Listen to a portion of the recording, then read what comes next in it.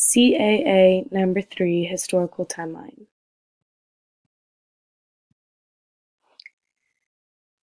My first important event is the National Defense Education Act of 1958. It was signed into law on December 2nd, 1958 by President Dwight D. Eisenhower. It was the first national-level attempt to make foreign language stronger along with other subjects, like math and science. It wanted to improve and strengthen all grade levels.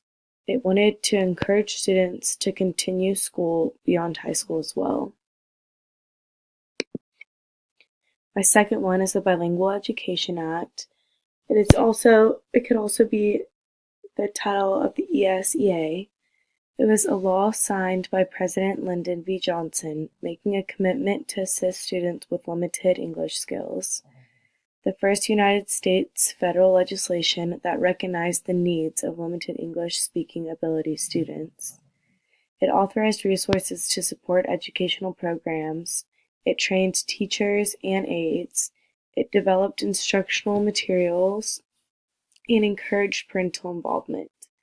The original Bilingual Education Act did not require schools to use a language other than English in order to receive funding, and this one does. My third one is Serna versus Portales Municipal Schools. It was a lawsuit by Mexican-American parents in New Mexico, and it was the first court mandate for bilingual education. A federal judge ordered instruction in children's native language and culture as part of a desegregation plan. Number 4, Lowe versus Nichols. Edward Steinman, a San Francisco poverty lawyer, learned that one of his client's children was failing out of school because he could not understand the language that instruction was given in. He stated that these children were being denied education on equal terms as stated in the previous Bilingual Education Act because of their limited English skills. Number 5, limited English proficiency. This states that those who needed help with reading and writing skills in English, even if their speaking skills seemed adequate.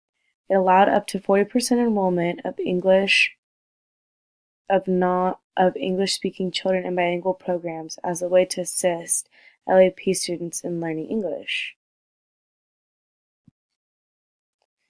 Number 6 is Educational Opportunities Act of 1974.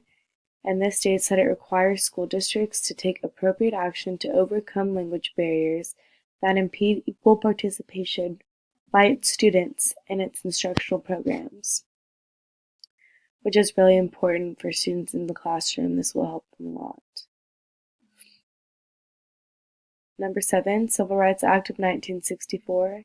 This ended segregation in public places and banned employment of discrimination on the basis of race, color, religion, sex, or national origin. And so, with that being said, this helped improve the schooling of English learners.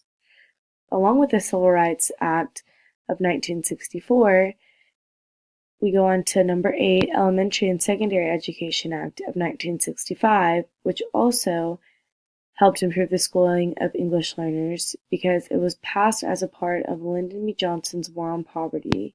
It has been the most far-reaching federal legislation that funds primary and secondary education. And while they're funding primary and secondary education, they keep high standards and accountability.